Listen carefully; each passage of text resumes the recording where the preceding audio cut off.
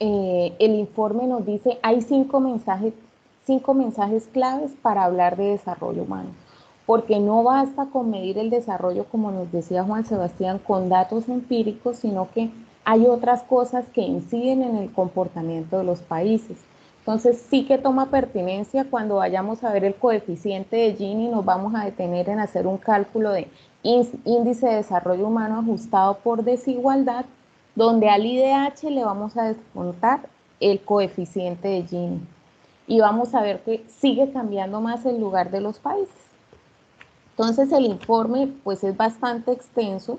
Nosotros acá vamos a mencionar cuáles son sus 5 mensajes claves. Entonces yo voy a ir haciendo una lectura de cada uno de los mensajes y por favor voy a ir preguntando a personas para que me vayan enriqueciendo ese mensaje clave. Entonces, el primer mensaje es que continúan existiendo amplias disparidades en el terreno de desarrollo humano. Si bien es cierto, se han reducido las privaciones extremas, sigue existiendo amplias disparidades.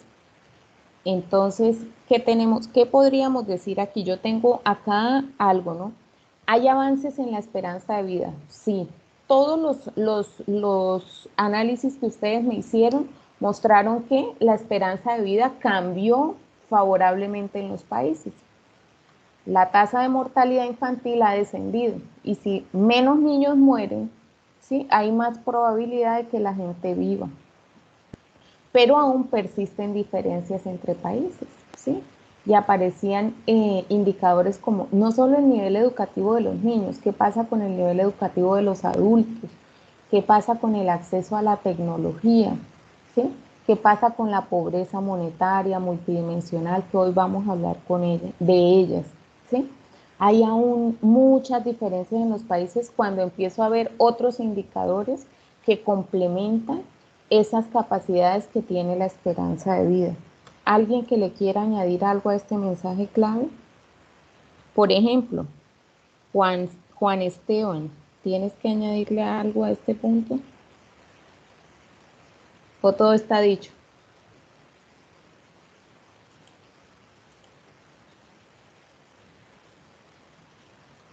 ¿Cómo, profe?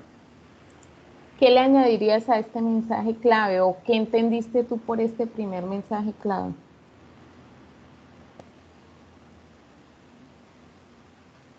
Pues ahí nos muestran diferentes indicadores de cómo en unos países hay más desarrollo que en otros, Y como, como usted lo está diciendo, en la tecnología, en los estudios, en la pobreza, en la tasa de mortalidad.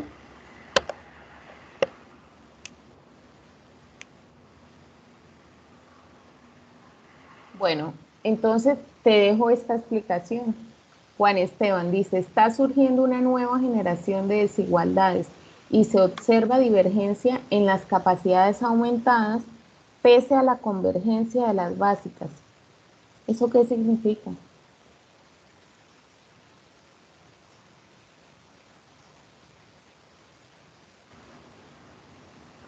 Que es convergencia. No sé, ustedes hicieron la lectura, por eso hago la pregunta.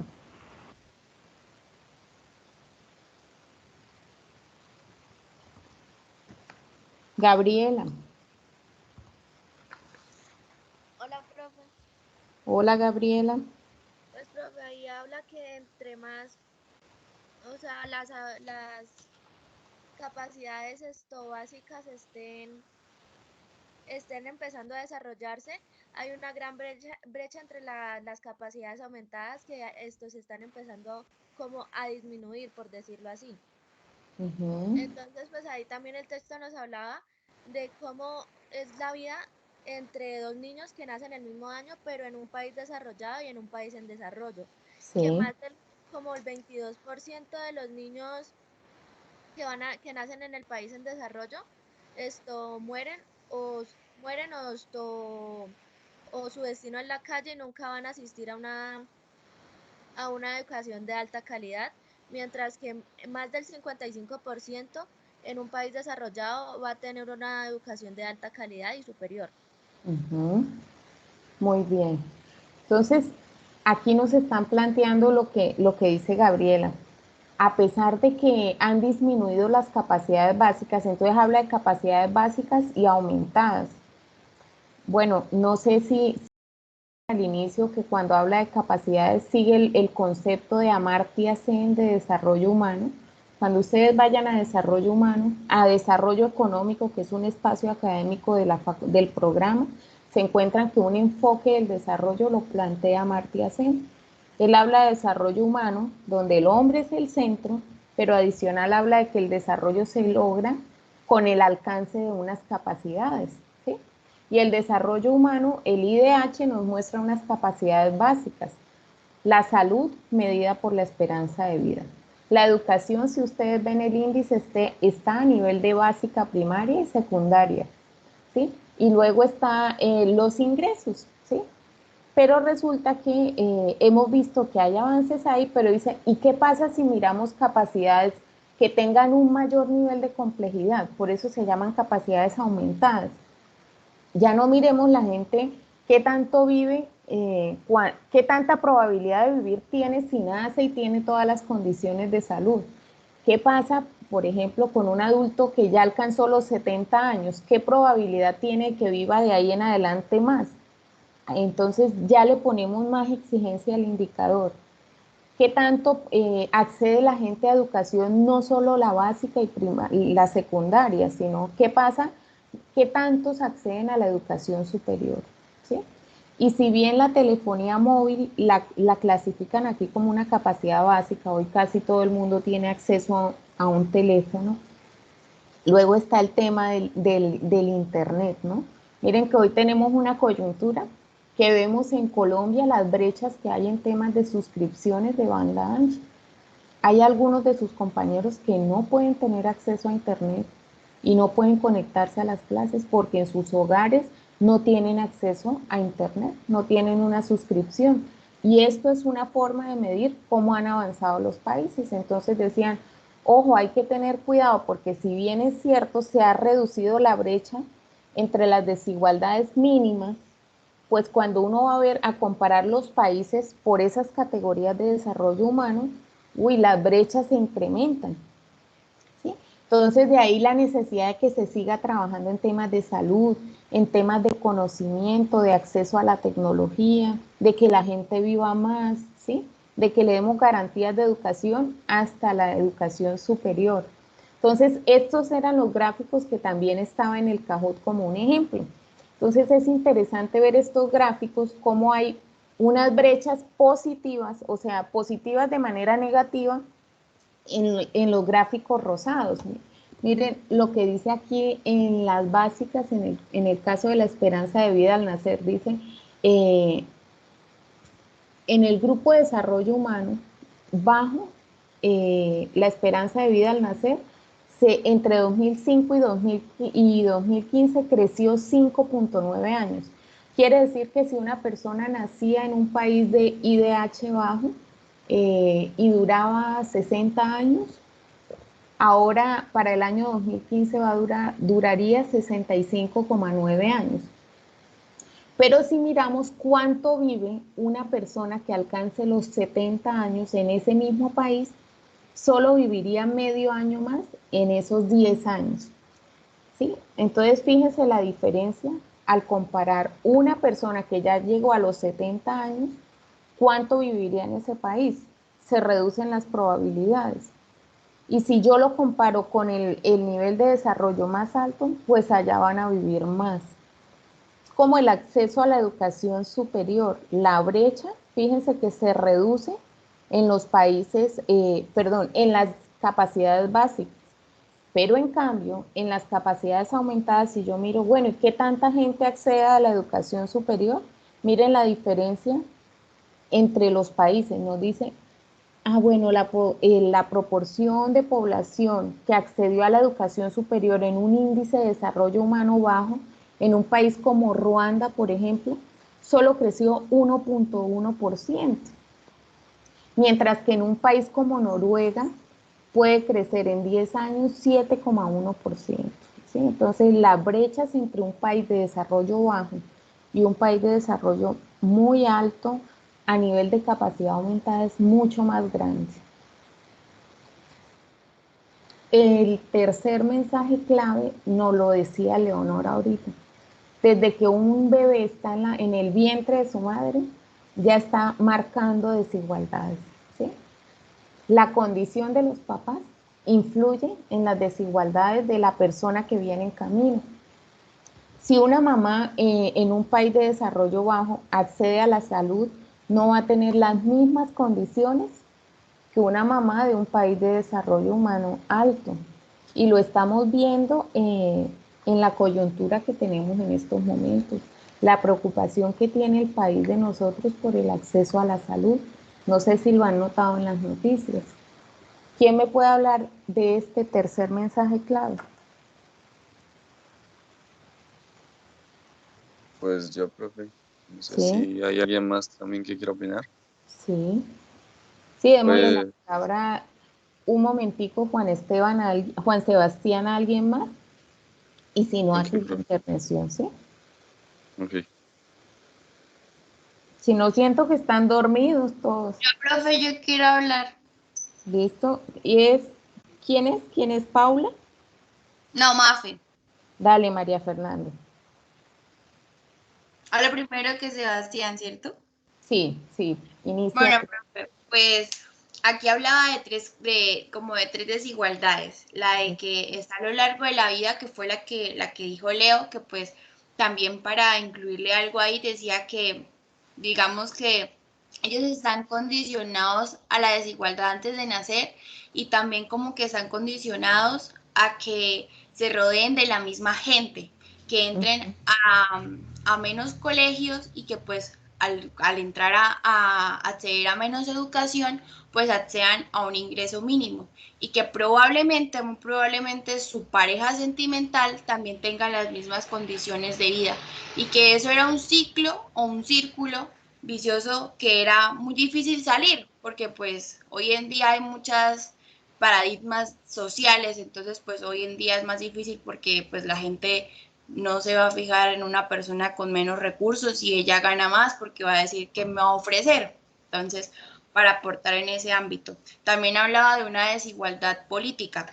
Esa desigualdad política, pues, como que nos viene a decir que los políticos, pues, suben al poder y no suben al poder para ayudar a la gente, sino ellos suben al poder para beneficiarse a ellos mismos. Entonces se benefician a ellos mismos y a su mismo extracto social, pero se olvidan de las otras personas. Entonces las privan también de participar, digamos, en muchas cosas porque pues van a ganar siempre entre los mismos y se van a ayudar entre ellos, digámoslo así. Entonces, pues que es una desigualdad que viene desde ahí, que pues el que se pare ahí ya en el poder y que tenga mucho poder, pues imagínense cómo nos va a tocar.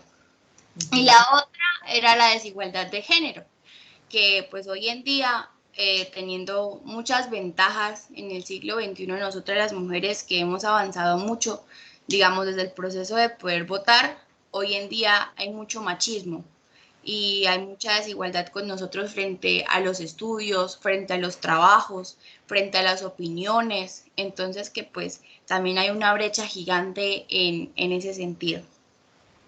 Muy bien, María Fernanda. Ahí está resumiendo lo que está en esta lámina y está muy bien.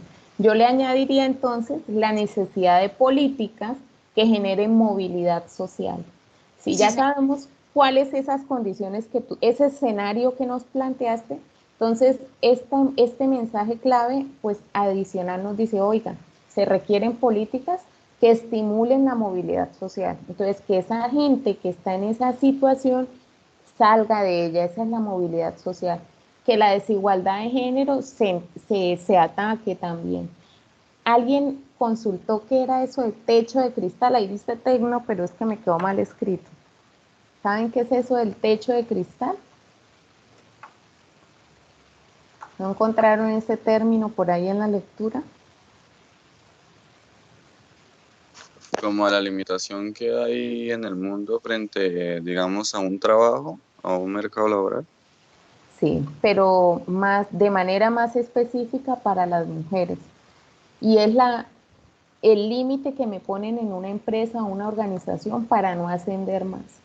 Yo puedo entrar a una empresa como mujer o a una entidad pública y sé que yo puedo escalar en el poder, por ejemplo, en la rama judicial, pero que no puedo llegar a ser magistrada de la Corte Suprema, ¿sí? Que no puedo alcanzar el lugar máximo en los cargos. O puedo llegar a una empresa y ser director de una dependencia, pero sé que nunca voy a poder llegar a ser la presidente de la empresa, ¿sí? Y aún hay esos techos de cristales, que no está en un estatuto ni en un reglamento institucional, pero cuando uno va a ver los cargos, dice, oiga, históricamente siempre han estado gobernando hombres o siempre han estado dirigiendo estas empresas hombres. Ese es el techo de cristal, que no está formalmente establecido, pero es intrínseco, va ahí escondidito, ¿sí? De que la mujer no tiene la posibilidad de llegar a ese máximo cargo de poder. Y hay muchos casos así. ¿Sí? Vemos que en Colombia no ha sido posible que una mujer sea presidente. ¿Sí? Y eso es un techo de cristal invisible que tiene el país todavía. Entonces, a esa referencia habla también aquí este informe de desarrollo humano. El cuarto mensaje clave nos dice: la evaluación de las desigualdades del desarrollo humano y la respuesta a este problema requieren una revolución en lo que atañe a su medición. Y aquí yo voy a resumir esto en que no podemos quedarnos solo, lo que siempre les he venido diciendo aquí a lo largo de este espacio académico, con un solo indicador o con una medida específica. Las cifras yo las puedo acomodar dependiendo de el discurso que yo quiera dar. Y este informe nos llama a hacer una reflexión. No nos quedemos solo con esas medidas cuantitativas. Empecemos a incorporar medidas cualitativas, indicadores diferentes. Por eso habla de las capacidades aumentadas, ¿sí? Para no tener visiones parciales. Porque si con todas las limitaciones que tienen los indicadores en la actualidad, vemos desigualdades entre grupos, entre países, ustedes hacen el ejercicio de departamentos a lo largo de todo su curso y van a encontrar diferencias entre Antioquia y Nariño, entre Bogotá y La Guajira, ¿sí? Porque así dentro de los países también tenemos diferencias.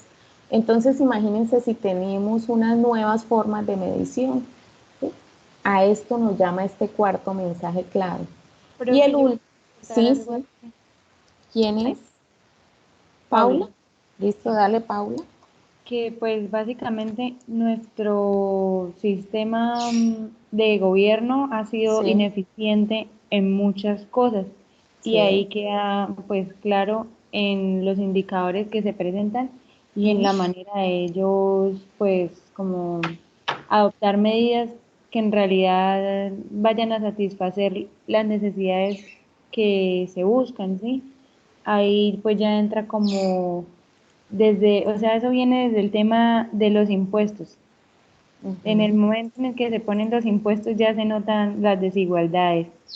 Muy bien. Aparte, el gobierno debería hacer como una inversión que fuera más rentable, o sea, lo que vemos ahorita, pues digamos en lo que está pasando, es que el gobierno ha invertido dineros en guerra, en armamento, en toda la parte militar, pero se les olvidó invertir en salud, en ciencia, en tecnología.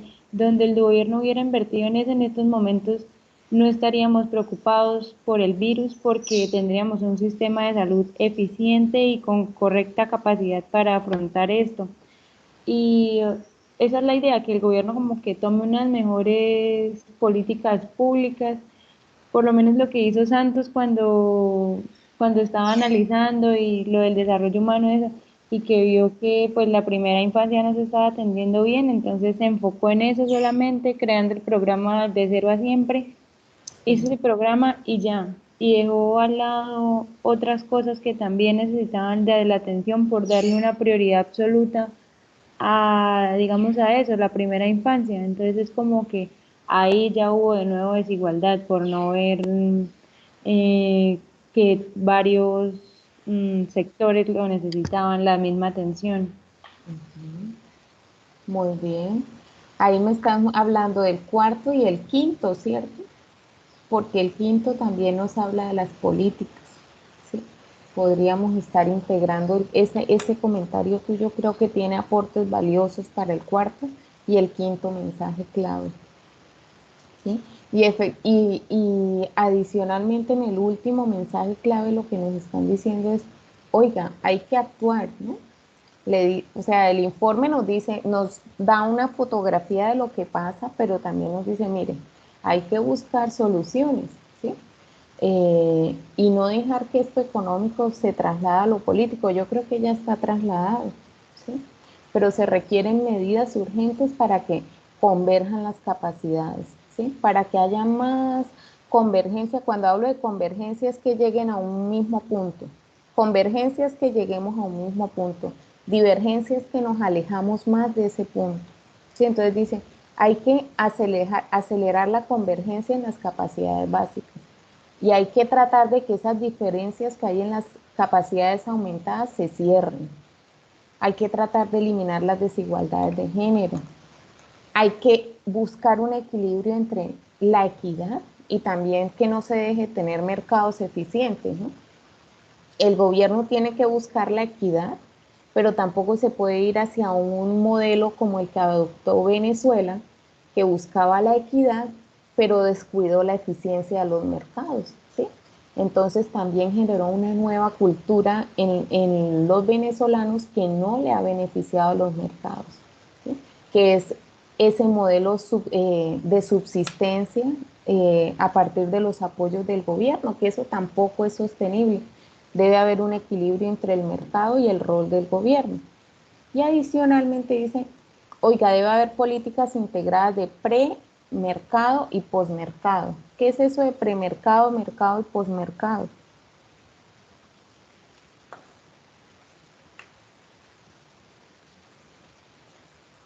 ¿Ninguno? ¿Qué es eso de las políticas integradas de premercado, políticas de mercado y políticas de posmercado?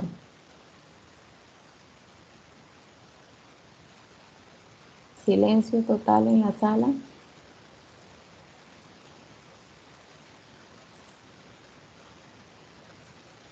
Nadie dice nada. ¿Qué es una política de premercado? Una política de premercado es una política de atención a primera infancia, una política de acceso a la salud a la gente antes de que llegue a insertarse al mercado de trabajo, al mercado de las empresas, ¿sí? Entonces, el acceso a la educación es una política de premercado, ¿sí? La nutrición a la primera infancia es una política de premercado. Entonces se requieren de este tipo de políticas. Luego están las políticas de mercado. Ya cuando esa gente que protegí cuando estaba joven, cuando eran niños, ¿qué pasa si llegan al mercado? Entonces, bueno, una política de mercado es negociar unos salarios mínimos, negociar unas condiciones de trabajo decente, ¿sí? Profe, la salud También la salud, es para dependiendo todos, del ¿no? grupo poblacional. Cuando hablamos de niños, de jóvenes, estaríamos hablando de premercado. Cuando hablamos de gente que está en el mercado de trabajo, sería una política de mercado. Y postmercado es cuando ya tú empiezas a hacer aportes, ¿sí? Porque el mercado te lo permitió. Entonces la política de salud está en todos los momentos, ¿sí? Y el postmercado sería, bueno, yo ya estoy generando ingresos, entonces me van a cobrar impuestos. Entonces, ¿qué impuestos se va a generar sobre los ingresos, sobre el patrimonio?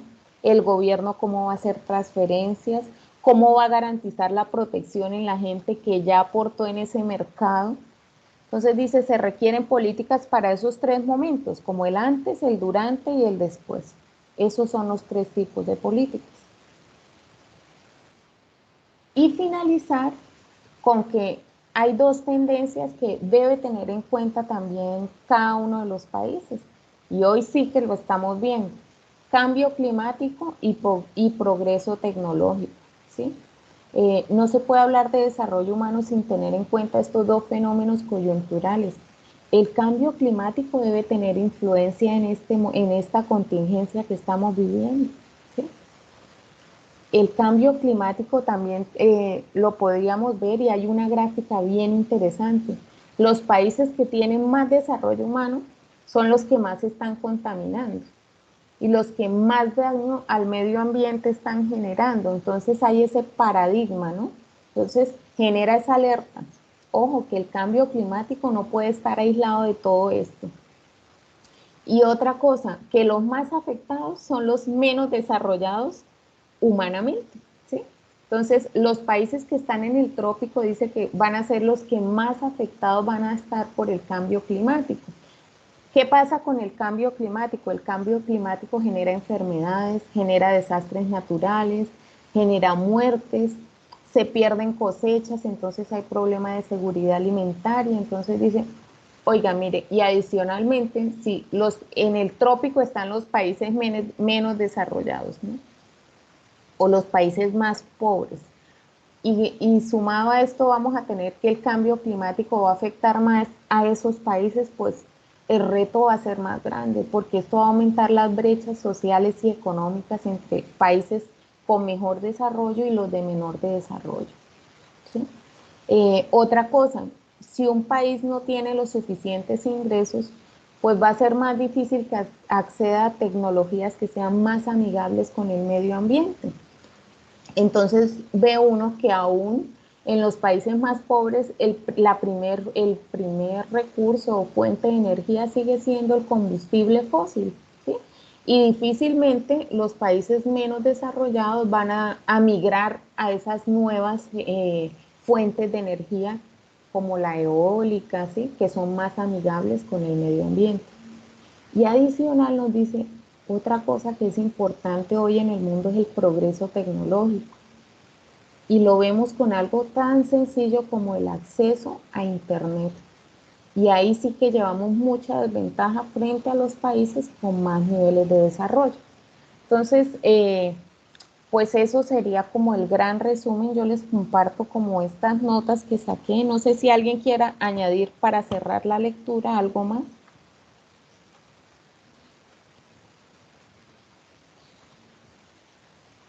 Nada. Todo está dicho. Si todo está dicho, porque no veo que no hay ningún mensaje adicional, pues con eso cerraría este apartado de desarrollo humano. ¿Hasta aquí hay alguna pregunta? Luego lo retomaremos cuando veamos coeficiente de Gini para hacer el cálculo de IDH ajustado a la desigualdad. Venía el ejercicio que ustedes hicieron en clase y iniciemos con una segunda unidad. Yo les compartí a ustedes unas diapositivas y aparte una lectura. Seguíamos con la lectura del capítulo 4 de Eduardo Lora, que habla un apartado específico de pobreza. ¿Quién me puede leer, por favor, esta diapositiva? A ver, definición de pobreza. Una persona es pobre si no está en condiciones de satisfacer sus necesidades vitales y poder acceder a una vida digna. Estas necesidades son físicas: alimentación, vivienda, vestuario, servicios públicos básicos, protección contra riesgos, que ahí va la salud y la maternidad, entre otros. Los espirituales, que son la educación, recreación y cultura, libertades políticas, inserción social, sentido de pertenencia y otras que afectan su desarrollo como persona. Listo. Entonces, fíjense que aquí está hablando de acceso a unas necesidades básicas, ¿no? Entonces, si una persona no tiene posibilidad de acceder a esas necesidades para tener unas condiciones mínimas de vida, ya podríamos hablar de pobreza.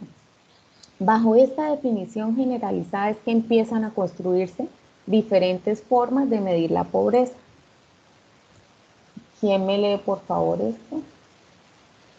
Yo, eh, bienes esenciales a través de la vida. Servicios hospitalarios al nacer, alimentación, vestuario, vivienda y un acceso a un sistema de salud, hogar con agua potable, alcantarillado, energía y comunicación, educación primaria, secundaria y vocacional, ya sea la técnica o la universitaria, empleo en un trabajo que permita la realización vocacional, posibilidad de ahorro para el aseguramiento frente a riesgos, enfermedad, vejez, invalidez, muerte, desempleo y maternidad.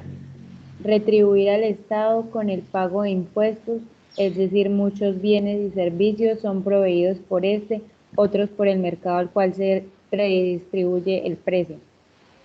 Ser tratado como igual ante la ley con la posibilidad de apelar a mediaciones justas e imparciales en sus disputas con otros y gozar de libertades políticas en cuanto a expresión, movilidad, exento de correcciones, cuyo poder debe estar monopolizado por el Estado. Exacto, muy bien. Entonces aquí nos dice, amplía más esos bienes y servicios que todos deberíamos tener a lo largo de la vida, porque esto es lo que nos da calidad de vida, como lo mínimo que todas las personas deberían tener a lo largo de su vida. Fíjense que está hablando al nacer y antes de nacer, porque desde que estamos en el vientre de nuestra madre ya empieza esos bienes y servicios esenciales que necesitamos a través de la vida. Hasta cuando hablamos de la vejez, ¿sí? Tener acceso a una pensión, por ejemplo. Eso hace parte de un bien esencial, un servicio esencial a través de la vida. Siguiente. Yo,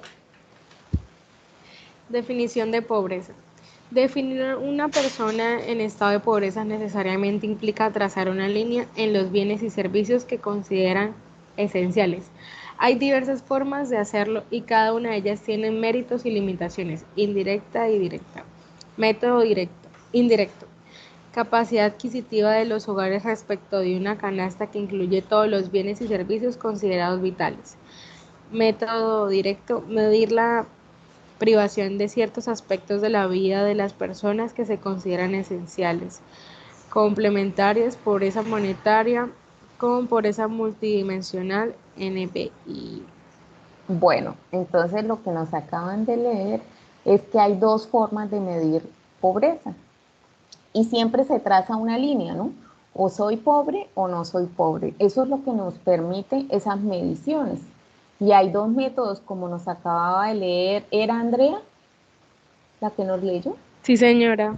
Como nos acaba de leer Andrea. Entonces, un método que puede ser indirecto es la pobreza monetaria. ¿Qué es la pobreza monetaria? Entonces nos dicen, hay una canasta mínima de servicios básicos que un hogar necesita para vivir. No sé si ustedes escucharon a la alcaldesa de Bogotá en estos días de que iban a dar un subsidio monetario porque era con lo mínimo que un hogar podía vivir y era alrededor de como la mitad de un salario mínimo. Entonces decía, en Bogotá, un hogar de 4 personas podría vivir al mes con 400.000 pesos, que era para arriendo, para comida, ¿sí? Para los servicios básicos. Eso Pero es, señora. ahí entraría entonces la línea de indigencia, ¿verdad? Muy bien. En las dos, en cualquier método hay línea de pobreza o línea de pobreza extrema, que también es indigencia, ¿sí? Entonces yo tengo pobreza monetaria y pobreza monetaria extrema. ¿Qué pasa con esa pobreza monetaria extrema o línea de indigencia? Que la línea es mucho menor, ¿sí? Si por lo menos ella decía, con 400.000 una persona puede vivir. Quiere decir que por debajo de esa línea somos pobres. Y luego se fija otra línea como la más básica, la de miseria. Entonces dice, una persona que esté por debajo de esta línea está ya no en pobreza, está en miseria, que es la población más vulnerable todavía que hay en un territorio, ¿sí? Esa es la línea de indigencia.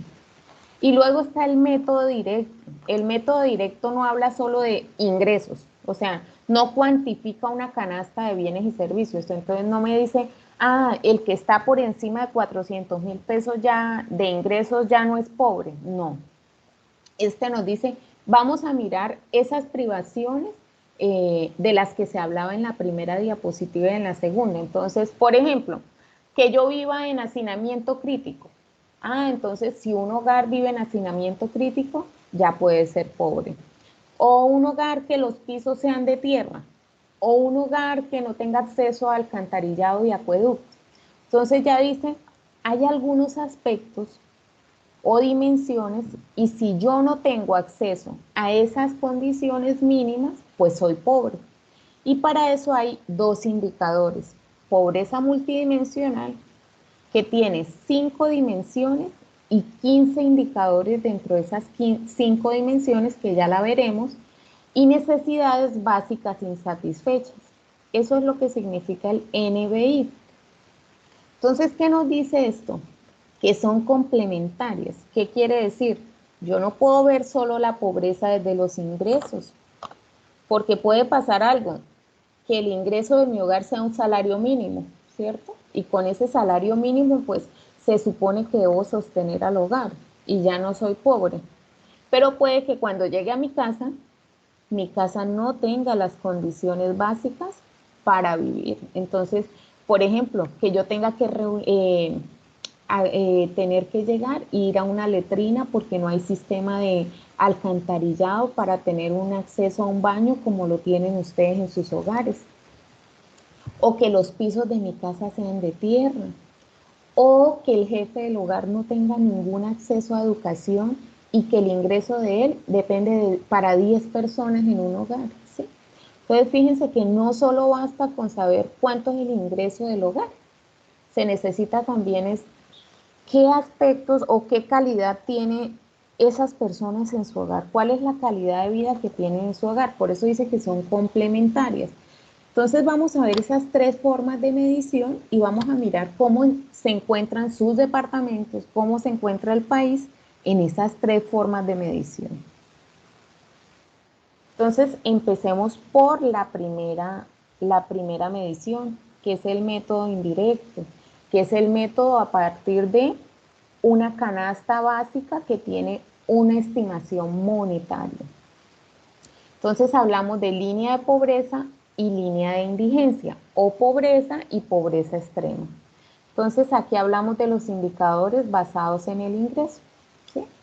Entonces, ¿quién me lee esa diapositiva? Pero por favor, a partir de donde dice la línea de pobreza es el valor. Israel, por favor, ¿me lees esa parte?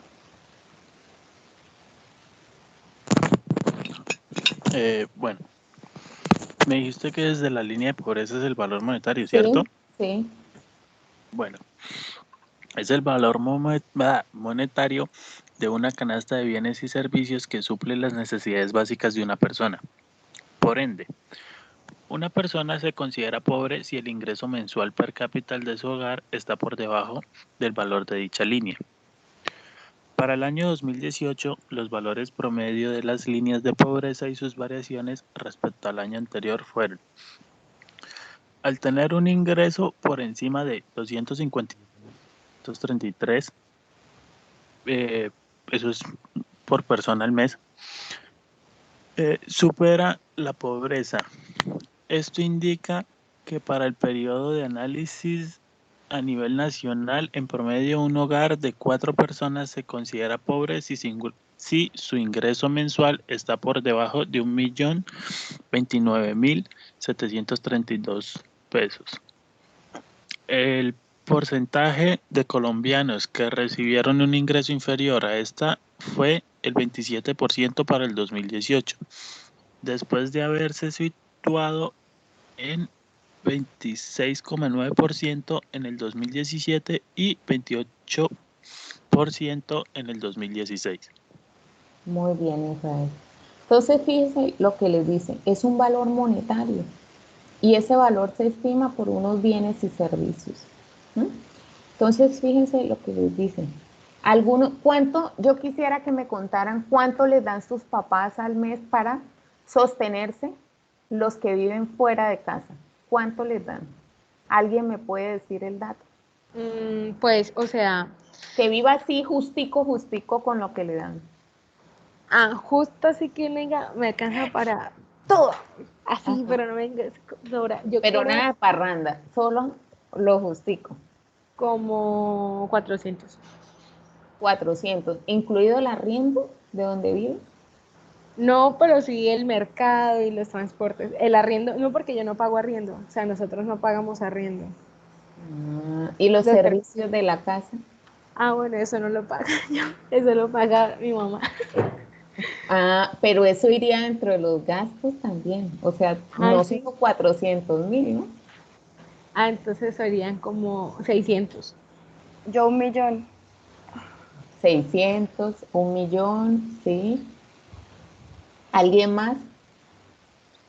A mí 200.000 pesos al mes, pero para mercado, porque lo que es arriendo son 750.000, o sea, son como 950.000 pesos al mes. 950.000 al mes, ¿sí? Fuera de arriendo y eso, como 500 pues para mantenerme.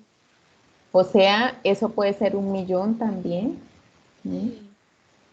Entonces, fíjense lo que ustedes me están diciendo, con lo que ustedes viven justicos, ¿no? Porque seguro les darán algún ingreso adicional para que si tienen una actividad, si quieren ir a alguna fiesta, algún paseo, ¿sí? Pero aquí lo que les están diciendo es que una persona puede vivir en Colombia con 257.000 pesos por persona para cubrir todos esos gastos que ustedes me están diciendo.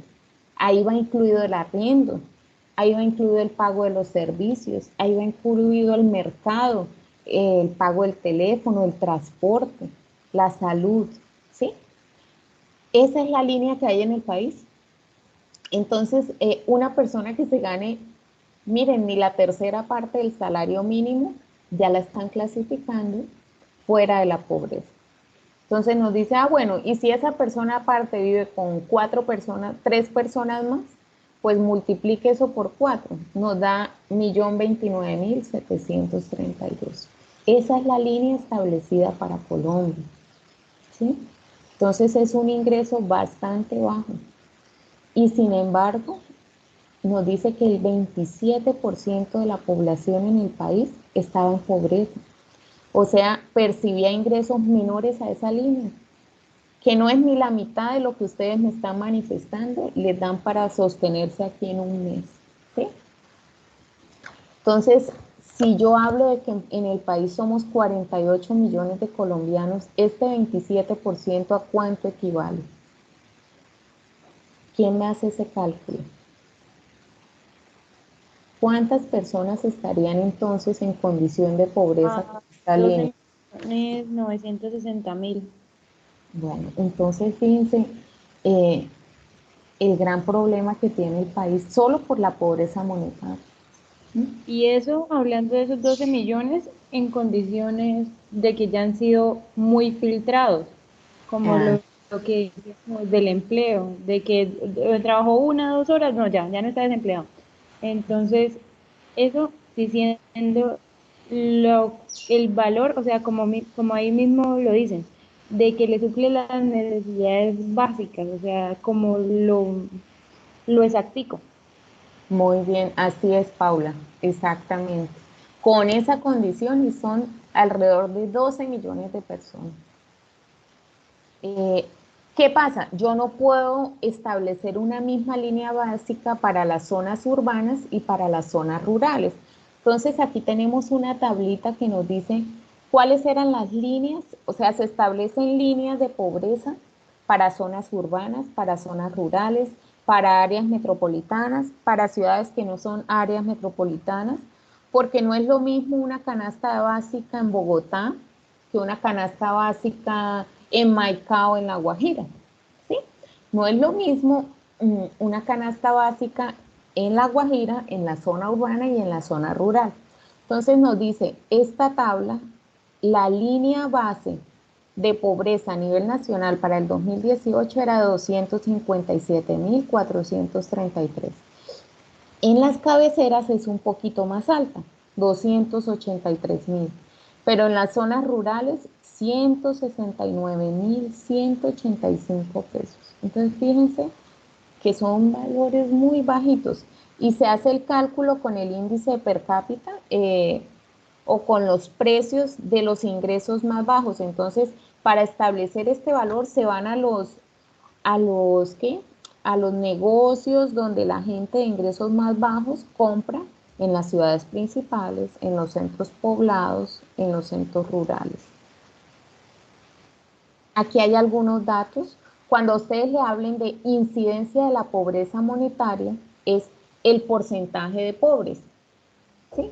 Entonces, en la primera diapositiva teníamos el 26%, ¿cierto? Esa es la incidencia de la pobreza. Si yo sé que hay una línea de pobreza, ¿sí?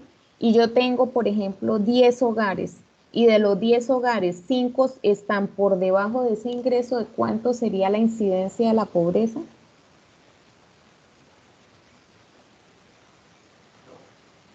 ¿De cuánto sería?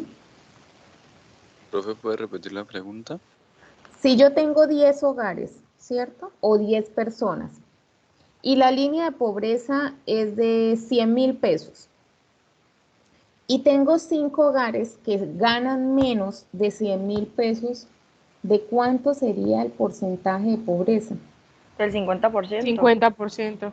50%. Ese 50% es incidencia de la pobreza. ¿Listo? Cuando ustedes se encuentren en una base de datos, en el DANE, en un informe, la incidencia de la pobreza monetaria fue del tanto por ciento, es eso. ¿Qué porcentaje de las personas o de los hogares se clasificaron como pobres? ¿Sí? Entonces, aquí tenemos una gráfica de cómo ha evolucionado la pobreza, ¿sí? Desde el 2002 al 2018. Si ustedes ven, hay una tendencia descendiente. Entre el 2006 y el 2007 no hay medición porque se hizo un cambio de metodología y quedaron esos años ahí como volando. ¿Sí? Pero lo que nos muestra es un descenso paulatino de la pobreza. Y tiene sentido si el gobierno ha venido implementando todas estas medidas de subsidios que otorga. Todo eso hace que bajen los datos de pobreza. Familias en acción, jóvenes en acción, ¿sí? Porque si yo por lo menos recibo un subsidio, ya eso contribuye a mis ingresos. Y ya con eso salgo de pobre, ¿sí? Entonces ahí están los resultados. Aquí tenemos otra forma de presentarlos, cuánto fue la pobreza entre 2017 y 2018 para el total nacional, para las cabeceras. Y miren esto, miren la diferencia entre cabeceras y centros poblados y rurales dispersos. Casi que 10 puntos porcentuales se incrementa en el 2017 y esa brecha se acentuó en el 2018. De 24.4 en las cabeceras a 36.1% de población pobre, o sea, un 10% de diferencia entre zonas urbanas y zonas rurales. Y si miro las ciudades principales y las otras ciudades que no son tan principales, también la brecha es bastante amplia. ¿Cómo se calculan estos datos? Con la encuesta que ustedes han procesado, con la que pegaron. Yo espero que podamos hacer estos cálculos, ya después de que tengamos estos conceptos, hacer los ejercicios para que ustedes hagan los cálculos de pobreza monetaria, NBI, pobreza multidimensional, en la gran encuesta integrada de hogares, que es lo que se hace aquí. Como ahí están todas las personas, se les miran los ingresos y con eso se clasifica si es pobre o no. Aquí está por ciudades principales, y vemos también brechas grandes. Mientras Quibdó la pobreza es sobre el 48%, Manizales, Bogotá, 12%, 11,9%. Entonces miren las brechas que hay entre las ciudades principales. Aquí está también la variación de un año al otro, ¿sí? Entonces le fue muy bien a Pasto, le fue muy bien a Cúcuta, a Bucaramanga, pero Manizales, Villavicencio, Popayán tuvieron crecimientos negativos. Eso es lo que les muestra esta gráfica. Y aquí está la línea de indigencia. ¿Quién me lee, por favor, esta diapositiva? Bueno, Para el para el año... año... Bueno, Habla. habla entonces tú. Bueno, indicadores basados en ingreso. Para el año 2018, los valores promedio de las líneas de pobreza y sus variaciones respecto al año anterior fueron el tener ingreso por encima de 117.605 pesos por persona al mes y supera la pobreza extrema o indigencia. Esto indica que para el periodo de análisis a nivel nacional, en promedio, en un hogar de 4 personas se considera en pobreza extrema si su ingreso mensual está por debajo de 470.420 pesos. De esta manera, la población cuyo ingreso per cápita se encontraba entre 0 y 117.605 pesos corresponde al 7.2% de la población colombiana que vive en condición de pobreza extrema. Entonces, fíjense cuál es la línea de indigencia. Esta es la que aplicaron en Bogotá para otorgar los subsidios, ¿sí? Un hogar que viva con 475.000 pesos ya no es pobre extremo. ¿Sí? Profe, una pregunta. Sí. Y si, digamos, estas personas no tienen como, ¿cómo le explico? Como una vivienda estable, sino que ellos a veces tienen que vivir en cuartos o a veces les toca quedarse en la calle o en algún tipo de caserío. ¿Cómo hace el gobierno para entonces también, o sea, ellos también se tienen que incluir en este tipo de de línea de indigencia, a pesar de que no vivan como en un lugar estable y no se tenga que considerar como lo del arriendo y eso? También se tendría en cuenta desde que la persona percibe ingresos, ¿sí? Si la persona no percibe este nivel de ingresos, ya estaría en el rango de pobres. Por eso es que se dice que las medidas son complementarias, porque yo puedo quedar aquí como no pobre, ¿sí? Pero si me van a medir por pobreza multidimensional, sí soy pobre. O por necesidades básicas, sí soy pobre. Ujú, sí. Es que creo que ahí le dicen, o sea, bueno, ese dinero como que ahorita que entregaron la cifra del salario mínimo, que empezaron como a desglosar qué le correspondía a cada parte, ahí pues, digamos, dicen, bueno, para el arriendo 100.000, eso es lo que le corresponde, allá usted si lo consigue o no, pero básicamente ese es el dinero destinado para el arriendo, que es más, para ropa eran como 10.000 pesos. Y entonces creo que eso es a lo que se refiere Andrea. En ese caso se miraría la pobreza monetaria, dado que la situación es el dinero que está para la vivienda. Ya va más allá de que si usted puede vivir, digamos, en un hotel con eso, y ahí cuenta con todo, con el baño, con el piso, sí, y usted mirará si le alcanza el ingreso. Y Es, otra cosa que quería aportar era que se presenta unos mayores índices de pobreza monetaria en los hogares en los cuales eh, el jefe del hogar es una mujer. sí, señora, así es. Ujú. Cuando ustedes vayan a hacer su trabajo, recuerden que tienen que hacer brechas de género, ¿cierto? Yo puedo calcular la pobreza en los hogares que el jefe es una mujer y en los hogares que el jefe es un hombre. Y sí, efectivamente se reducen los ingresos. Ahí está porque se requiere en el país seguir teniendo más avances en políticas de género para reducir esa brecha. Bueno, acá están los datos de pobreza extrema, cuál es la línea para el total nacional, para cabeceras, para centros poblados, para áreas metropolitanas y otras cabeceras. Aquí están los datos de pobreza extrema, han descendido notoriamente, pero uno no se puede quedar en este dato con el valor porcentual solamente, sino Ese 7.2% ¿a cuántos habitantes corresponden del país? ¿Sí? Entonces, que ahí la cifra uno dice, oiga, es que estamos hablando de millones de personas con un ingreso que si vamos a la realidad, pues eso es lo que se gasta uno solo en transporte en el mes. ¿Sí? Aquí está la pobreza monetaria extrema por ciudades. Y ahora, ¿hasta aquí alguna pregunta? ¿De qué es la incidencia de la pobreza? ¿Vamos bien? Por favor, me contestan. Sí, profe. Sí, Sí, profe, profe. vamos bien. ¿No se ha dormido ninguno?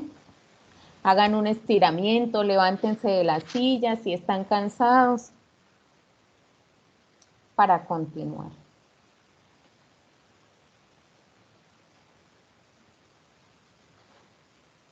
¿Se conectó Santiago finalmente? No.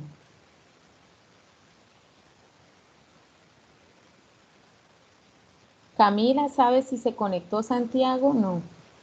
No, profe, no me responde. ¿Ni Andrés tampoco? No, pues Pipe me dijo que se está intentando conectar, es que él tiene problemas de internet en la casa. Bueno, es importante que les digan a sus compañeros que se pongan en contacto conmigo y que igual la clase se sube para que ellos no se vayan a atrasar por esto, ¿no? Bueno, hay otra cosa que es importante cuando tengo la pobreza monetaria y es la brecha de la pobreza. Cuando a mí me hablan de brecha, ¿a qué me están haciendo referencia? Cuando ustedes les dicen brechas de género, para ustedes, ¿qué es la brecha de género? A la variación que hay entre los hombres y las mujeres. Ajá. La variación, sí.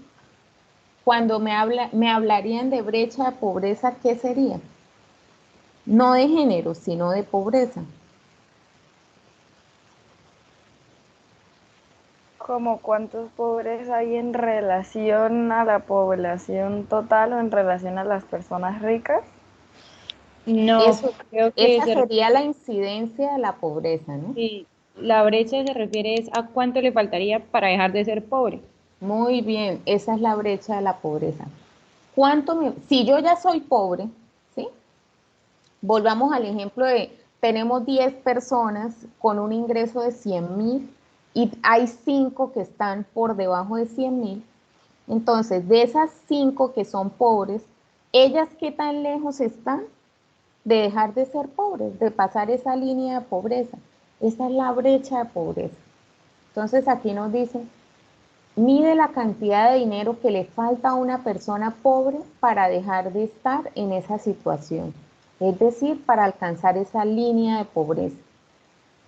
Entonces se dice, se halla calculando la diferencia entre el ingreso de cada persona pobre y la línea de pobreza y se pondera por el número de personas pobres.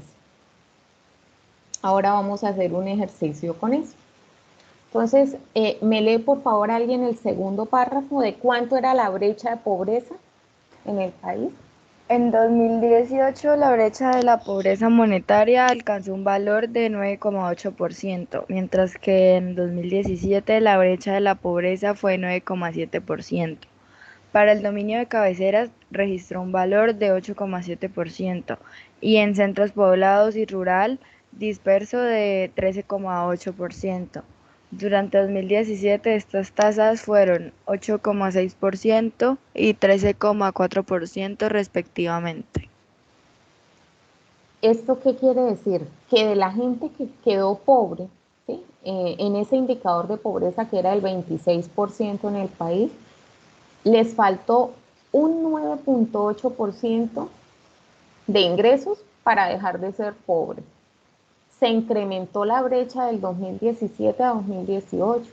Entonces, fíjense que no porque haya menos pobres, quiere decir que esos pobres estén más cercanos a salir de su situación, ¿sí?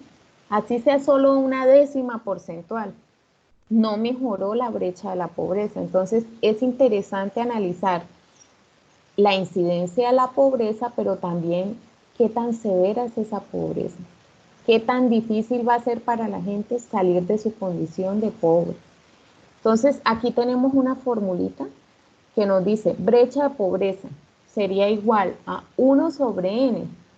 Ese 1 sobre n es la ponderación de los hogares pobres, ¿sí? Entonces, si tenemos 100 hogares, 1 sobre 100, vamos a hacer la ponderación de cada hogar pesa centésima parte del total de los 100 hogares. Y luego nos dice, vamos a hacer la sumatoria de los hogares pobres. H es el número de pobres, ¿sí? Los pobres serían los que tengan ingresos menores a la línea de pobreza. Entonces, en el ejemplo que yo les daba ahorita, H sería 5. Entonces, miramos, desde el primer hogar hasta el quinto hogar. A eso les vamos a hacer el cálculo que sale aquí en la formulita. Profe, yo tengo una pregunta. Sí. ¿Cada individuo es un hogar? No necesariamente. ¿No es cierto? Yo puedo sacar la pobreza por individuo y por hogar. Porque acuérdate que cuando se hace por hogar, tengo que multiplicar por el número de personas que viven en el hogar. Entonces, si yo tengo un hogar que tiene 5 personas, yo tendría que multiplicar 5 por la línea de pobreza. ¿Sí? Ok. Para establecer la línea por hogares. Buena pregunta. Gracias. Entonces, aquí tenemos la formulita donde me dice Z es la línea de pobreza, Y es el ingreso del individuo. Entonces es como hallar la variación porcentual. Yo creo que vamos mejor a hacer el ejercicio en Excel y me gustaría que tuvieran ahí lápiz y papel para que copien la fórmula, a ver cómo nos va a desarrollar el ejercicio, ¿sí? Entonces yo les voy a compartir luego también este ejercicio, pero entonces vamos a hacerlo.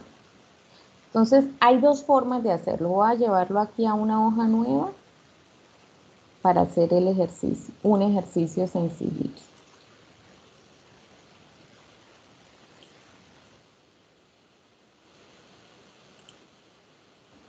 Profe, el miércoles vamos a trabajar con lo del proyecto integrador. Sí, señora. ¿Y eso es con Stata? Sí. Ok. A ver, Profe, ¿cómo nos ¿cómo va? que eso es con Stata de por Dios santísimo? Ay, Pues Jesús, me voy a morir. voy a tratar de hacer un tutorial, o sea, como grabar así como la clase pasada que les grabé el videito de IDH para que ustedes puedan ver el paso a paso. Y lo que voy a hacer el miércoles es, voy haciendo el ejercicio, les comparto pantalla y luego les dejo un espacio para que ustedes lo vayan replicando, ¿sí? Para ir avanzando, para que No, puedan avanzar en el proyecto eso integral. de Stata es como todo Profe, yo no selectivo y no le funciona a usted. ¿Cómo? Hable uno solo, por favor, que pues, no se les profe, entiende. a mí se me eliminó toda la memoria y usted iba a hacer una tutoría, pero, o sea, listo, fue una, pero después iba a hacer otra. Y pues pasó todo esto. Ah, ¿y qué necesitas de la tutoría? ¿Para pegar la base de datos? No. Pues sí, yo necesitaba toda la base de datos. No me diga eso. No, pero Pero, ya todos deberían tener la base de datos pegada. pues sí, yo la tenía hasta un momento y después todo se me eliminó. Bueno, lo de menos es que yo les comparta el archivo de base. Sí, el archivo de la base 2019. Yo se los puedo compartir, no hay problema. ¿Sí? Y está el do file donde ustedes van haciendo paso a pasito. ¿Sí? Yo les puedo grabar un tutorial de cómo pegar toda la base, porque dedicarnos la clase a pegar la base, no. Y podría hacerles una tutoría, me Profe, tocaría el sábado, wait, un señora. momento. ¿Vamos a trabajar DoFi? No, el miércoles. Hoy El miércoles. vamos hoy Ay, vamos a Padre hacer, de la Gloria. Profe, oye, señora, no me va a creer. ¿se le borró el do file? No, peor aún. Se me El quedó la stat. USB con el DoFile.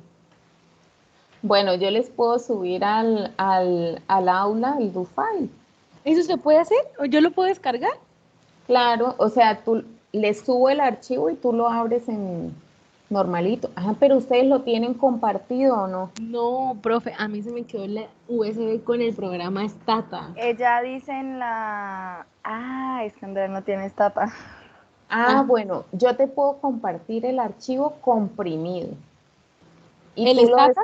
el Stata, y tú lo descomprimes en tu computador normalito. Ah, ¿se puede hacer eso? Claro. Ah, bueno, menos mal. Y tienes la base de 2019.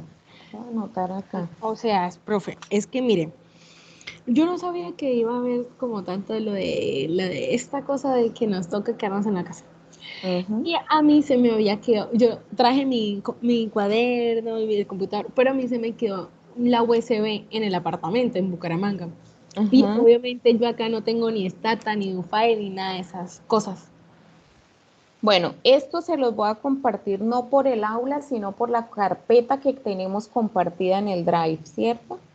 Ujú. Sí, señora. Entonces les voy a compartir ahí tres cosas.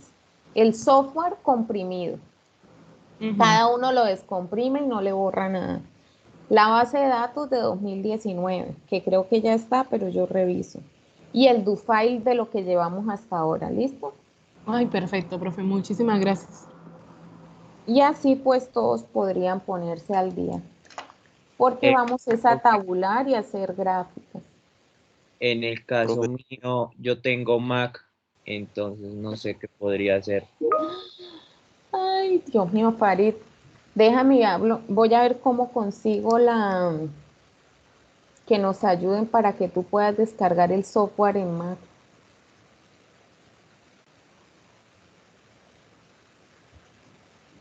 Eso es lo que me toca. Me quedo con esas tareas hoy. Profe, una pregunta, ¿ustedes no le han dicho cuándo volvemos a clase normal? No, todavía no. No, ¿será Todavía que no. falta mucho tiempo? Pues es que como no depende. Miren acá. Eso volvemos hasta el otro semestre, mamita. Ay, no, qué mamita. Sí, Andrea. Profe, Sí, ¿usted cree profe, que porque la recomendación del gobierno de tener clases virtuales hasta el 30 de mayo? Sí. Pues en la universidad aún no nos han dicho nada. En la universidad vamos así hasta el 13 de abril, ¿no? profe, Pero pero venga, le dependiendo de... digo algo. Sí. Como usted está ahí, pues como con directivos y eso, por favor, en dado caso de que lo vayan a alargar, que lo digan con tiempo, que no nos lo digan ese 13 o Mm, ese 12, porque en mi caso, pues a mí me tocaría viajar. Ah, y sí, sí, como claro. para que yo compre pasajes y cuando vaya, ay, no, es que sí, aplazó. No, Porque varias créanme que a ustedes, universidades ya lo han, o sea, ya dijeron que hasta el 30 de mayo sí o sí van a tener las clases virtuales. nosotros tenemos hoy a las 9 de la mañana reunión, hacemos todos los días reunión con el jefe, entonces hoy les voy a manifestar en esa reunión eso. Y por ahí creo que el rector nos acaba de enviar un mensaje, pero entonces tengo que leerlo y yo cualquier cosa a través de Leonor les cuento. Igual creo que les llegará el comunicado con tiempo, entonces no se preocupen porque todo eso lo mira la universidad. Ustedes no vayan a verse afectados por desplazamiento, los que tienen que venir a ubicarse nuevamente porque viven de arriendo, ¿sí? Entonces, no se preocupen por eso. Prepárense para que el 13 todavía no tengamos clases presenciales de hoyo. Es como yo lo veo todavía. Ujú. Puede que a nosotros nos toque ir, pero no van a exponerlos a ustedes a que haya tanta gente en la institución con tanto riesgo de contagio todavía. Profe, yo me expongo, yo me pongo un traje de eso, pues, impermeable, lo que usted quiera, no me preocupe. Andrea, usted no pone la huella en la universidad por las bacterias y sí o sí va a ir a la universidad ahora. Déjala, Marica, sí, amor, No déjala, pasa ella se nada. tiene moral, ella se tiene moral. Bueno, ya Bueno, pues hicimos una pausa activa, entonces vamos a hacer el ejercicio de Yo línea, no pobres. necesito un mes para después de ir a exponerme un día por una clase. Sí. Por eso estamos, mire, espere, les digo, ¿qué nos dice el padre en estos momentos? Dice, espero se encuentren bien. Iniciamos otra semana bajo las medidas de permanecer en casa y desde allí haciendo todo lo posible para que la vida académica y laboral continúe. No ha sido fácil, pero entre todos debemos seguirnos apoyando para hacer las cosas más llevaderas. Les confieso que ahora más que en otros momentos he pensado a cada rato en los niños, en la gente joven, en nuestros estudiantes, a quienes el poder salir y disfrutar de la ciudad hace parte de su estilo de vida y ahora no lo pueden hacer. A esta hora muchos de ellos ya han empezado a sentarse frente a sus computadores para encontrarse con sus docentes y compañeros y permanecer durante muchas horas en ese mismo sitio comprometidos en sacar adelante su semestre académico y cumplir con sus sueños y el de sus familias. Adicional a esa hora de conexión, muchos de ellos deben dedicar otras más para realizar las actividades que los docentes les proponen. No quisiera que el cansancio y el aburrimiento los abrazara en estos días. Aún quedan muchas horas más, muchos días, varias semanas. Parece ser que el resto del semestre. Para ello hago de nuevo un llamado y este es mi principal llamado en este día. Que los docentes en estas semanas que restan no saturen a los estudiantes con tareas, trabajos.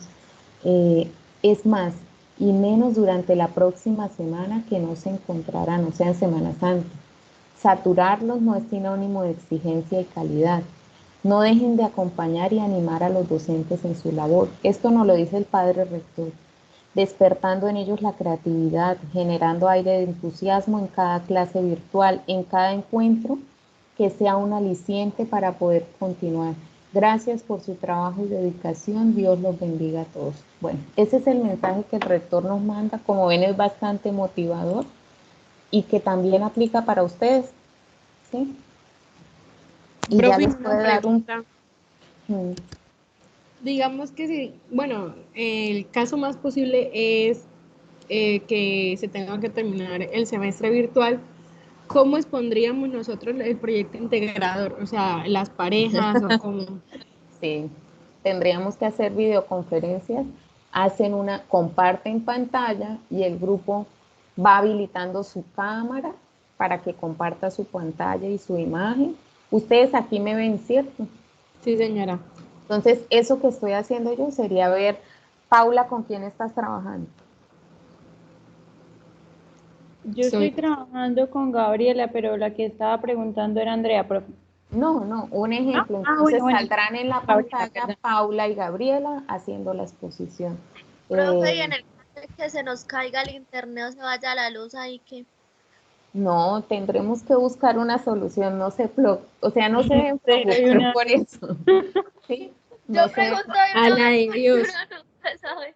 No, A saca la de Dios en el campo, acá en el pueblo donde yo vivo, se va la luz, profe, y demora como 6 horas en llegar. Nosotros tenemos que ser conscientes de todas esas realidades y si escucharon el mensaje esa, que seamos creativos.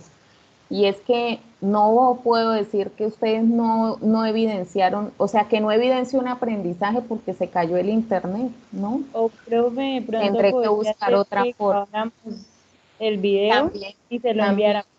Así no hay riesgo de que se caiga el internet.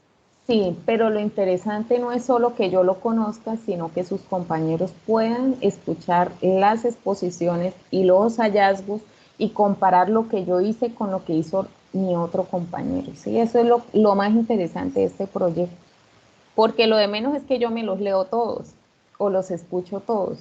Lo chévere es que sus compañeros también puedan escucharlos a ustedes, porque eso enriquece el aprendizaje. Pero no nos adelantemos, por ahora estamos en la clase, ¿listo? Vamos a tratar de avanzar un poquito en este ejercicio y continuar la siguiente clase. ¿Listo?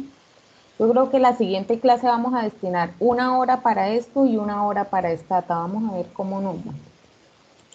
Entonces, si quieren, abran su Excel, o bueno, vamos a hacerlo con el ejercicio que tenían en clase. Y luego les dejo de tarea que hagan el cálculo ustedes.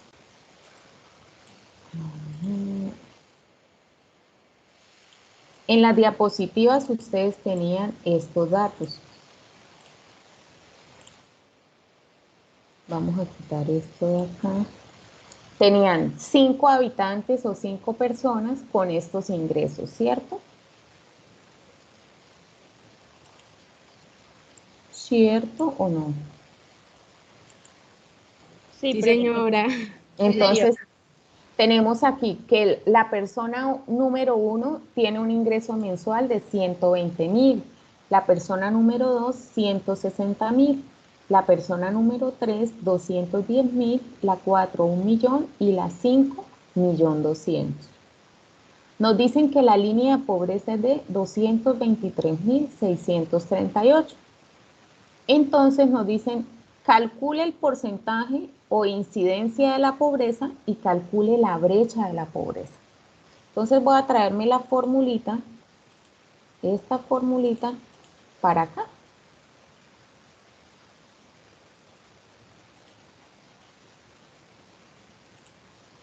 Y vamos a hacerlo de dos formas. Vamos a hacerlo manualito y vamos a hacerlo luego con Excel, ¿sí? Porque es más, lo interesante acá es que ustedes puedan hacer cálculos con Excel también, pero entonces a interpretar la fórmula. Lo primero que tenemos que hacer es esta parte, Z menos Y. Bueno, saber cuáles son pobres y cuáles no. Hay una forma de hacerlo aquí y es dándole condicionales en Excel. Yo puedo programar entonces. Para hacer un condicional, yo le utilizo la función que se llama si. ¿Sí están viendo todos mi pantalla? Sí, señora. Entonces yo le digo, en esta celda, vamos a decir que si ese ingreso es menor a la línea de pobreza, que nos dé 1, que serían los pobres. Y si es mayor, que nos dé 0, que es no pobre. Entonces, ¿cómo se hace?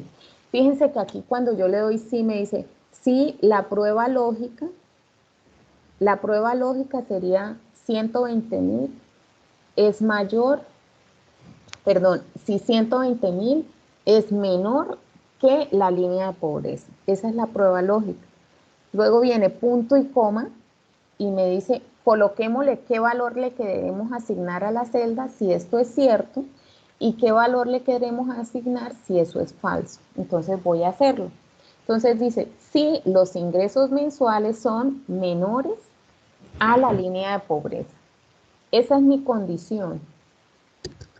Yo voy a dejar fija la celda de línea de pobreza, porque siempre ese va a ser el referente para comparar si es pobre o no esa persona o ese hogar. Entonces, hasta ahí tengo mi condición lógica. Le digo que si es así, le dé 1. Y que si no, le dé 0. Fíjense que separé las respuestas con punto y coma, cierro el paréntesis. ¿Sí ven? ¿Qué me quedó aquí? Un 1, ¿cierto? ¿Sí lo ven? Sí, señora. Y lo que hago es arrastrar. El hogar, ¿qué me está diciendo acá? Que de los 5 habitantes o las 5 personas, 3 son pobres, 2 no son pobres. Ustedes lo podían hacer manualmente, ¿cierto? Lo podían hacer manualmente, pero ¿qué tal que estén haciendo? Muchísimos. ¿Qué tal que sean 100 datos para hacerlo manual? El Excel me permite configurar eso. Era simplemente, yo hago la primera fórmula y la arrastro para todos los hogares. Entonces, ¿qué hago después? ¿Qué es la incidencia de pobreza? Los hogares pobres sobre el total. Entonces, como aquí los hogares que no son pobres vale 0, yo puedo hacer esto.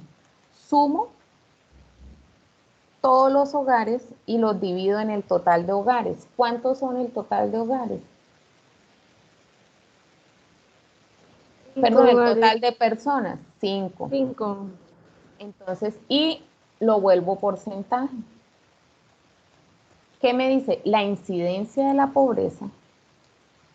La incidencia de la pobreza es del 60%. ¿Sí? El 60% de las personas de esta muestra es pobre. Una Señor, pregunta, ¿cómo fue que acabó de hacer eso para sacar el 60%?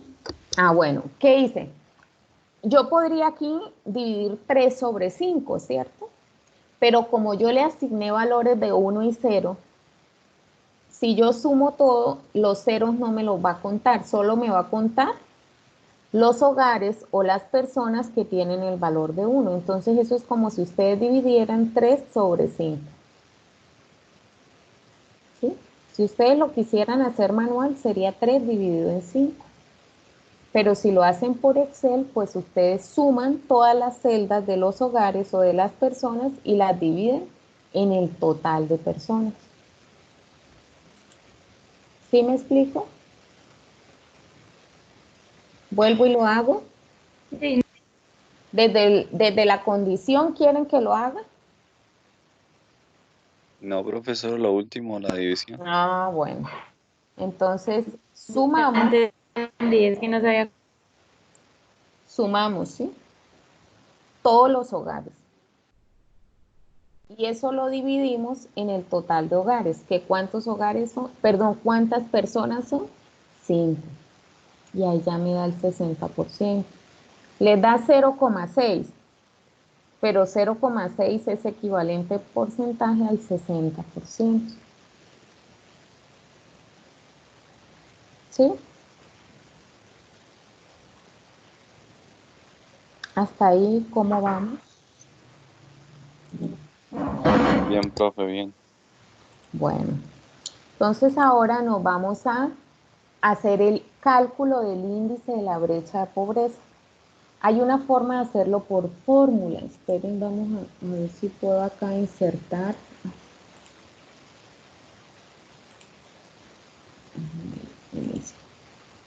Aquí en la parte de arriba voy a copiarlo una fórmula como si fuera manual. Fórmula, vamos a ver si me deja insertar función. No me deja ver la fórmula. Mostrar fórmulas. No.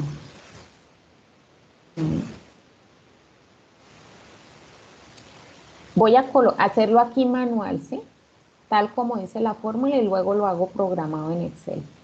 Nos dice, lo primero que hay que resolver es esta partecita de la fórmula. Dice que solo se hace el cálculo para los hogares que me dieron pobres. O sea, tendría que hacerlo para estos 3. ¿Sí? Entonces la fórmula sería igual Z, que ¿quién me recuerda que es Z? La línea de La pobreza. línea de pobreza.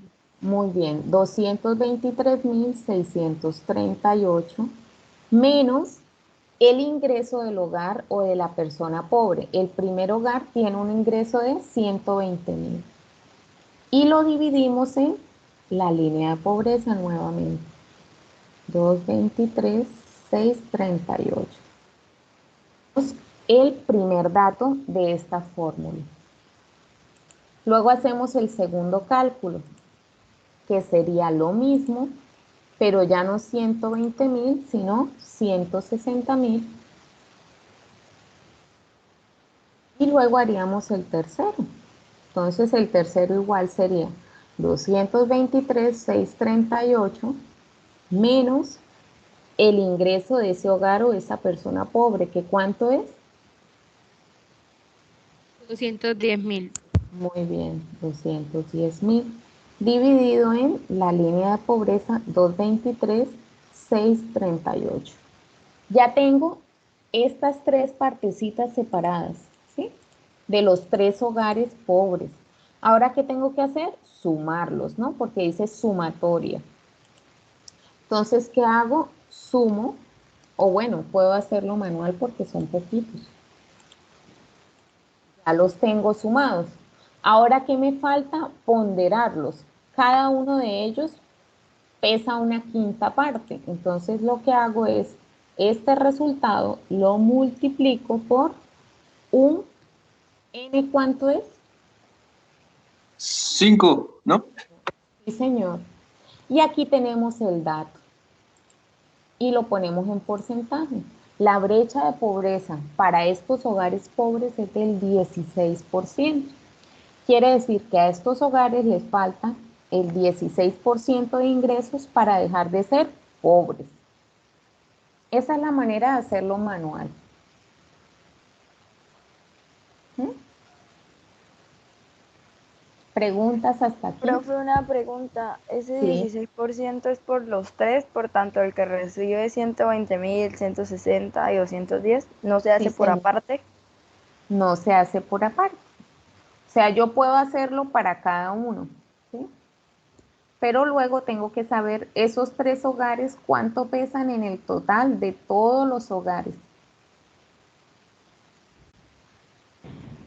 Profe, es que lo que no entiendo es, ¿sería el 16% de los 223.000 o digamos el 16% de 120.000, el 16% No, de 160.000? como ¿Cuál están sumados sería? toditos, ¿cierto? Ahí quedaron sumados los 3 hogares, entonces lo que quiere decir ese 16% es que a las personas, perdón, a las personas que quedaron pobres en esta muestra, les falta, están 16% por debajo del ingreso de la línea de pobreza. Eso es lo que les falta en promedio a esos 3 hogares, no a cada uno. ¿Sí? Si yo promediara esos 3, ¿cuánto les falta para dejar de ser pobres? Ah, ok, sí, porque ¿ese qué? El 16% del 223.000 serían 35.000. O sea, les hace falta en promedio 35.000 pesos para salir de esa pobreza. Efectivamente, porque al de 120.000 le falta más, ¿cierto? Pero como estamos trabajando los 3 hogares que dieron pobres, lo que se hace es promediar lo que le falta a esos 3 hogares, dándoles a cada uno el mismo peso. Por eso dividimos sobre uno sobre el total de hogares. Ahí le estamos dando a cada valor la ponderación de la quinta parte, porque ellos representan la quinta parte de este grupo poblacional. ¿Sí?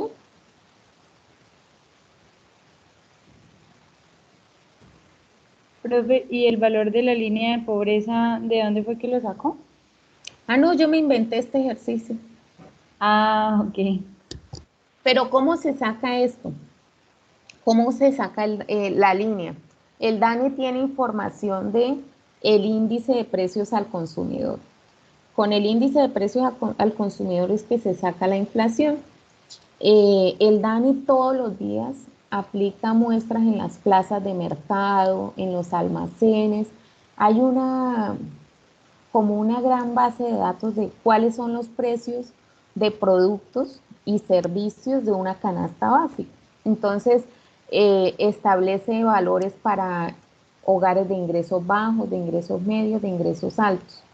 Por ejemplo, para los hogares de ingresos altos, pesa más, por ejemplo, el ocio que para un hogar de ingreso bajo. Entonces, esta línea se hace con los hogares con ingresos bajos. Entonces, se va y se toma los precios de cuánto paga la gente que consume de ingresos bajos, dónde van a comprar. Entonces, en una tienda, en un almacén, hay una base grandísima y con eso es que establecen cálculos de cuánto es el ingreso de los hogares de ingresos bajos, de ingresos medios e ingresos altos.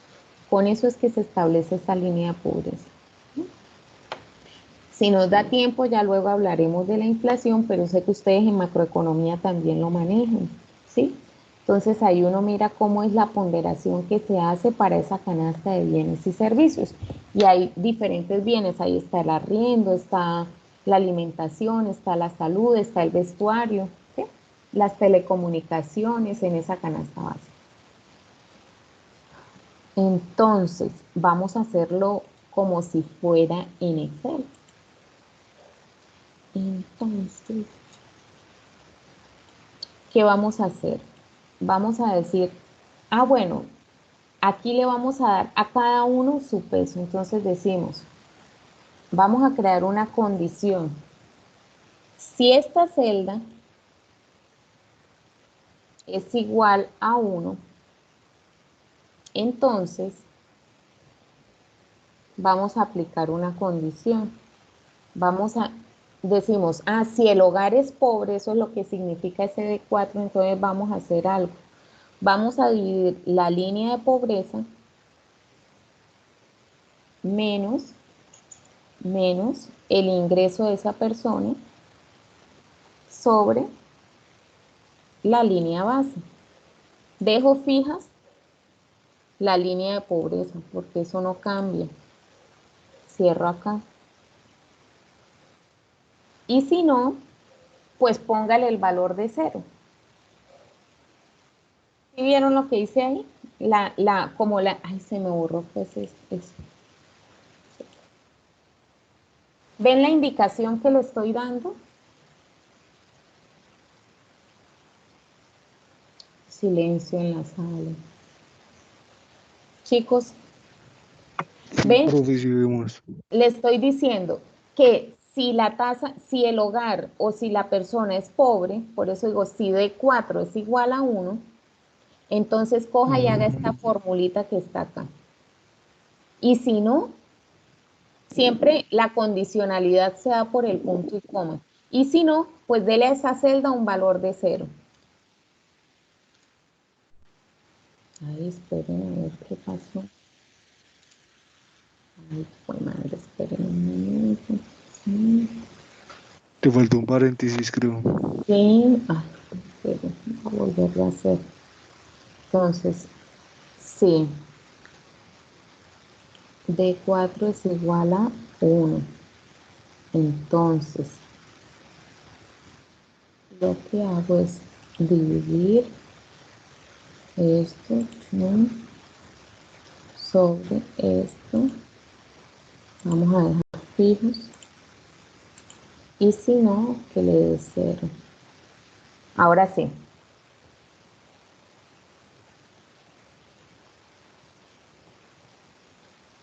¿Sí ven lo que hice? Entonces, simplemente arrastro la fórmula. Esto me facilita hacer esto que hice manual. Aquí porque tenemos solo 3 hogares, entonces uno manualmente lo hace rápido, ¿sí? Pero miren, acá tenemos, ¿qué significa este 0,46? A este hogar le falta a este individuo le falta el 46% para dejar de ser pobre. Al segundo le falta el 28% y al tercero le falta el 6%, que fue el cálculo que hicimos acá. Si yo sumo todo, y fíjense que las otras, las que el valor dio 0, le puso el valor de 0. Entonces, ¿qué hago yo? Pues sumemos todo eso. Lo vamos a dividir ¿en qué? Perdón, y lo vamos a multiplicar ¿por qué? Por el 1 sobre n. 1 sobre 5. Y ya tenemos el dato. ¿Listo? Y esta es la forma de hacerlo. Ya tenemos. Es una pregunta. ¿Este mismo procedimiento también se tiene que hacer en Stata o solo es acá? En Stata. ¿Qué hacemos en Stata? Tenemos que crear una variable. Tenemos que crear esta variable primero, decirle que sí es pobre, ¿sí? Entonces cogemos y hacemos el condicional. Si la variable inglavo, que es ingresos, es menor que tanto, colóquele 1 a esa variable no. Si no, póngale 0. Y luego sí calculamos el porcentaje de pobreza. Es más fácil porque ahí se programa y él automáticamente hace el cálculo de toda la base. Pero miren que en Excel, si ustedes tienen una base, pueden manejarlo fácilmente. Aquí, ¿qué tendrían? La incidencia de la pobreza es del 60, la brecha de pobreza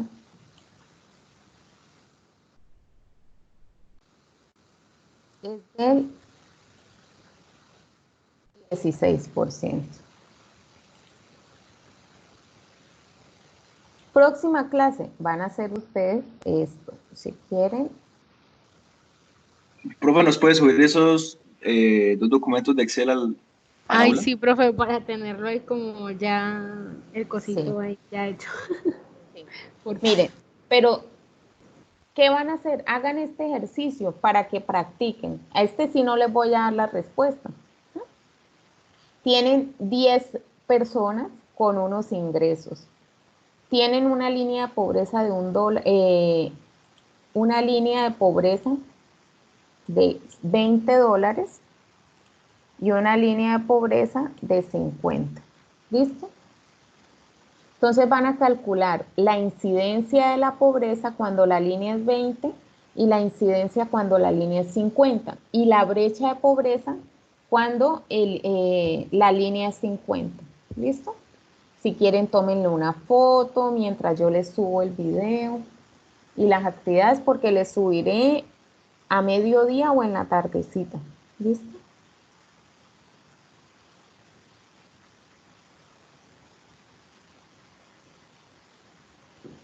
Hemos terminado por hoy. Muchas gracias, chicos. Gracias, profe. Chao, Chao. Muchas gracias a ti. profe. Que les rinda el resto de día. Chao, profe, gracias. Bueno, chao. Chao, profe. Ya quedó definido. Chao, profe.